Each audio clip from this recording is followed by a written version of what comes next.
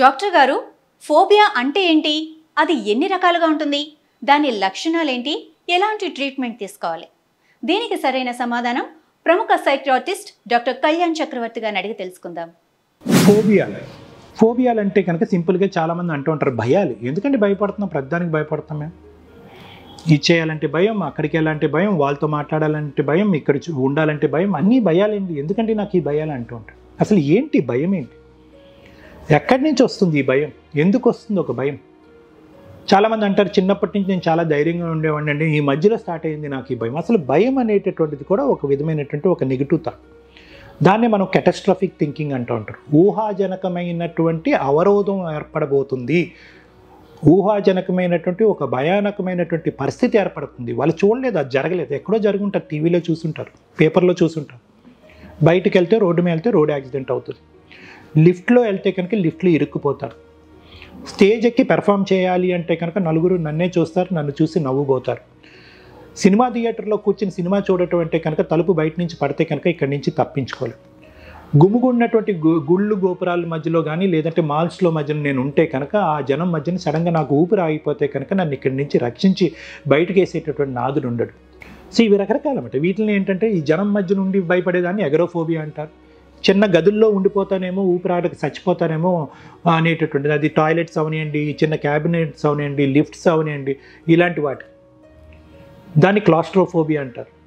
Stage ఎక్కి మాట్లాడలేకపోతున్నాను, నేను కళ్ళల్లోకి చూసి మాట్లాడుతున్నాను, దాన్ని పెర్ఫార్మెన్స్ ఫోబియా అంటారు. ఇంట్లో వాళ్ళతో హ్యాపీగా మాట్లాడతానండి, కొత్త వాళ్ళతో మాట్లాడలేను, బిగ్గరగా మాట్లాడేటటువంటి వాళ్ళతో మాట్లాడలేను, గట్టిగా మాట్లాడేటటువంటి నాకంటే పై పొజిషన్ ఉండేటటువంటి వాళ్ళతో నేను మాట్లాడలేను, నోరు ఆరిపోతే గొంతుకి ఎండిపోతుంది, సోషల్ ఫోబియా అంటారు, లేదంటే పెర్ఫార్మెన్స్ యాంగ్జైటీ అంటుంటారు. నేను మగవాళ్ళతో ఎంతమందితోనో మాట్లాడతానండి, ఆడవాళ్ళతో కళ్ళల్లో కళ్ళు పెట్టి నేను మాట్లాడినండి, జెండర్ ఫోబియా అంటారు. ఏదో ఒక విధమైనటువంటి ఆరోగ్య సమస్య గురించి ఆలోచించటమేనండి మా భర్త పని. ఎప్పుడు కూర్చున్నా కూడా కడుపు నొప్పనో, కాలు నొప్పనో, తలనొప్పనో, అన్ని కెపాసిటీస్ అన్ని టాలెంట్స్ ఉన్నా కూడా ఎన్ని టెస్టులు నెగిటివ్ వచ్చినా కూడా ఏదో ఉందనేటటువంటి భావం ఉంటుంది, హెల్త్ ఫోబియా. అలాగే హైట్స్ ఫోబియా అంటూ ఉంటారు, అంటే అంతస్తులు పై అంతస్తులకి ఎక్కే కొద్దీ విపరీతమైన భయం. కాబట్టి అది చాలా incapacitating. Travel phobia and heights phobia చాలా ఇన్కెపాసిటేటింగ్. ఎందుకంటే వాళ్ళు మంచి ప్రొఫెషన్లో ఉన్నారనుకోండి, వాళ్ళు లిఫ్ట్ ఎక్కి ఎక్కడికో వెళ్ళాలి, 32 అంతస్తుల్లోనే ఎక్కడో వాళ్ళ ఆఫీస్ ఉంటుంది, వెళ్ళరు, మెట్లు ఎక్కి వెళ్తారు. ఇంకొంతకాలంకి ఎక్కి ఎక్కి ఎక్కి అలిసిపోయి ఇంకా ఉద్యోగానికి రిజైన్ చేసేస్తారు. హైట్స్ ఫోబియా, పై అంతస్తు నుంచి చూడటం, హైట్ నుంచి చూడటం అనేటటువంటిది ఒక భయం. సో ఇలాంటి రకరకాల ఫోబియాల గురించి మనం మాట్లాడుకుంటే పోతే కనుక యానిమల్ ఫోబియా ఉంటుంది, జంతువుల గురించి భయం ఉంటుంది. పిల్లల్లో సహజంగా జంతువుల ఫోబియా ఉంటుంది, పెద్దవాళ్ళు ఉంటాం అన్నది అవుట్ ఆఫ్ ఇదనమాట.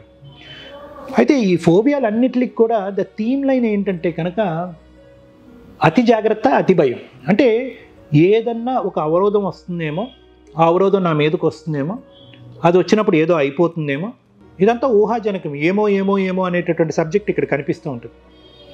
అంటే వాళ్ళ ఆలోచనలు ఏ స్థాయిలో లీనమైపోతారు అంటే కనుక అది ఆలోచన పరంగా ఉన్నా కూడా వాళ్ళకి కళ్ళెదురుకుంటే ఒక సినిమాలా కనిపిస్తూ ఉంటుంది. సో దానివల్ల ఏంటంటే అది అంత రియలిస్టిక్గా వాళ్ళకి కనిపిస్తూ ఉంటుంది. అంటే అది లోపల ఉన్న ఆలోచన, అది బయటకు వాస్తవం కాదు, కానీ వాళ్ళకి సినిమాలా కనిపిస్తుంది వాళ్ళకి కళ్ళెదురుకుంటే. అప్పుడు ఏం చేస్తారు వాళ్ళు? ఇమీడియట్గా వాళ్ళు రిలీఫ్ కావాలి. ఎందుకంటే కనుక ఎప్పుడైతే ఆ సినిమా ఆలోచననే, నేను సినిమా అనే పదం వాడుతున్నాను, ఆ సినిమా అనేటటువంటిది వాళ్ళ బ్రెయిన్లో తిరుగుతూ ఉంటుందో ఆటోమేటిక్గా బాడీలో చేంజెస్ వచ్చేస్తాయి. గుండె దడ పెరుగుతుంది, నోరు ఆరిపోతుంది, చేతులు వణుకుతూ ఉంటాయి, చెమటలు పడుతూ ఉంటాయి, ఒక చోట కుదుటిగా కూర్చోలేదు, అటు ఇటు తిరుగుతూ ఉంటారు, ఊపిరి ఆడినట్టు అనిపిస్తూ ఉంటుంది, గుండెల్లో ఏదో భారంగా అనిపిస్తూ ఉంటుంది, మైండ్ బ్లాంక్ అయిపోతుంది, చేసే పని చేయలేకపోతారు, అక్కడికి ఆగిపోతారు. ఎగ్జామ్ ఫోబియా అని కూడా అంటూ ఉంటారు, ఇంటర్వ్యూ ఫోబియా అంటూ ఉంటారు. సో ఇలాంటి ఫోబియాస్ వచ్చినటువంటి ఈ లక్షణాలు వచ్చినప్పుడు ఆటోమేటిక్గా ఏంటంటే కళ్ళల్లో మనసులో ఉండేటటువంటి ఒక సినిమా లాంటి ఆలోచన నిజంగా జరుగుతుంది అనేటటువంటి భావంతో దాన్ని ఏదో ఒక పర్యవసనం, దానికి ఏదో ఒక సొల్యూషన్ కావాలి కాబట్టి అక్కడి నుంచి లేచి వెళ్ళిపోవటం, లేదంటే అటువంటి పరిస్థితిలోకి వెళ్ళకుండా ఉంటాం. దీన్ని ఇన్కెపాసిటేటెడ్ అంటారు, అంటే ఫంక్షనల్ ఇన్కెపాసిటీ. ఎగ్జామ్స్ రాయరు కొంతమంది, ఇంటర్వ్యూలు కెట్టవుతారు, హైట్ లెక్కరు, బయటికి వెళ్ళరు. ఇలాగ దానివల్ల ఏమవుతుందంటే ఇన్కెపాసిటేట్ అవుతారు, లాక్యులేట్ అవుతారు, చేయగలిగేటటువంటి కెపాసిటీ పోతుంది. ఎందుకంటే సహజసిద్ధంగా వీళ్ళు చాలా తెలివైనటువంటి వాళ్ళు, అన్నీ పెర్ఫామ్ చేస్తారు. ఇంట్లో ఎంతసేపు మాట్లాడాలన్నా మాట్లాడతారు, ఎన్ని క్వశ్చన్లు అడిగినా ఆన్సర్ చెప్తారు. ఆ ఇంటర్వ్యూలోకి వెళ్ళి సార్ ఎదుర్కొంటా కూర్చోగానే గొంతు కారిపోతుంది. సో ఇవి ఫోబియాస్. సో ఫోబియాలో ఉన్న ప్రధానమైనటువంటి లక్షణం ఏంటంటే ఎక్కువగా నెగిటివ్ థింక్ చేయటం, వర్స్ట్ కమ్ సినారియో అంటే రోడ్డు మీద నడుస్తూ ఉంటూ వెళ్తే కనుక భూకంపం వస్తుందేమో అనే ఆలోచన. కెటాస్ట్రాఫిక్ థింకింగ్, ఈ 2 ప్రధానమైనటువంటి లక్షణాలు. ఇది ప్రధానంగా సెన్సిటివ్ పీపుల్, ఇంట్లో ఎవరైనా బాగా భయస్థులు ఉండేటటువంటి కుటుంబ సభ్యులు ఉన్న చోట ఏర్పడేటటువంటి ప్రధానమైనటువంటి అంశం. సో ఇవి ఫోబియాస్. మరి ఫోబియాస్ నుంచి బయటపడాలి అంటే కనుక మొక్కే వంగింది మానే వంగినాయి, నేను ఎప్పుడు ఇదే అంటాను. సో ఆ ఇనీషియల్ స్టెప్స్ అనేటటువంటిది చాలా important. The ability to relax despite of the negative thought అనేటటువంటిది ప్రధానమైన అంశం. నెగిటివ్ థాట్ అనేటటువంటి దాన్ని, భయం కలిగేటటువంటి ఒక ఆలోచనని ఓన్ చేసేసుకుంటూ ఉంటాం, అది నేనే అని అబ్జర్వ్ చేసేసుకుంటూ ఉంటాం, అది నాకే జరుగుతుందని అబ్జర్వ్ చేసుకుంటూ ఉంటాం. అక్కడ బ్రేక్స్ పడాలి. ఎప్పుడైతే అబ్జర్వ్ చేసుకుంటామో అది లింకప్ అయిపోతుంది. చుక్కల బొమ్మలు అంటారు చూడండి, ఈ చుక్కలు 1 2 3 1 2 3 ఇలా కలుపుకుంటూ వస్తాం కదా, ఆ విధమైనటువంటి ఒక భయంకరమైనటువంటి బొమ్మని ఆ చుక్కలు కలుపుకుంటూ మనకు మనంగా తయారు చేసుకుంటూ ఉంటాం. ఎప్పుడైతే కనుక పూర్తిగా బొమ్మని క్రియేట్ చేసుకుంటామో అది బ్రెయిన్లోంచి ఆ ఇమేజ్ తీలేమన్నమాట. అది జరగదరా బాబు, ఎందుకు జరుగుతుందిరా అంటే కనుక జరిగితే ఎలా అని అంటూ ఉంటారు. సో ఇవన్నీ కూడా ఇమాజినేషన్ అన్నమాట. వీటిల్నే మనం ఫోబియాస్ అంటూ ఉంటాం. మరి ఈ ఫోబియాస్లో బయటపడాలి అంటే కనుక ఆ థింకింగ్ అనేటటువంటి దాన్ని ప్రధానంగా కంట్రోల్ చేసుకోవటం అనేది అలవాటు చేసుకోవాలి. ఆ నెగిటివ్ థింకింగ్ ఒకదానికొకటి చైన్ రియాక్షన్ లాగా అల్లుకుని వెళ్ళిపోతుంది చూడండి, దాన్ని కంట్రోల్ చేసుకోవాలి. డాక్టర్ గారు చెప్పడం ఈజీగా ఆచరించడం కష్టం అనొచ్చు. అందుగురించి నేను ఏమంటున్నాను, ముందు నుంచి అలవాటు చేసుకోండి అని. నెంబర్ 1, దాన్ని క్వశ్చన్ చేసి ఇందులో వాస్తవం లేదు, ఇది అబద్ధం, ఇలా జరగదు, ఇలా జరుగుంటే వాళ్ళకి జరుగుండేది, నాకు ఎప్పుడో జరుగుండేది కాబట్టి ఇది జరగదు. లేదా second part of the thinking, జరిగినప్పుడు చూసుకుందాం, second part of the thinking. Third part of the thinking, ఎవరితోనే వెళ్ళి మాట్లాడదాం, పాజిటివ్గా మాట్లాడేటటువంటి వాళ్ళకి ఎప్పుడన్నా ఇలా అనిపించిందా అని చెప్పి వాళ్ళని అడిగి తెలుసుకుందాం, వాళ్ళైతే కనుక ఇటువంటి సిచ్యువేషన్లో ఏం జరుగుతుంది.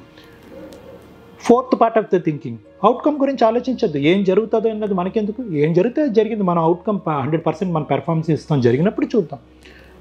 చావుకు తప్ప మిగతా అన్నిటికీ సొల్యూషన్ ఉంది, పాజిటివ్ థింకింగ్. సో ఈ విధంగా ఆలోచించుకోవటం ద్వారా చాలా వరకు ఫోబియాలని డైల్యూట్ చేయొచ్చు. ఎందుకంటే ఫోబియా అనేటటువంటిది it can be controlled when it doesn't effect the body. ఎప్పుడైతే బాడీలోంచి లక్షణాలు మొదలవుతాయో ఫోబియా విపరీతం అవుతుంది.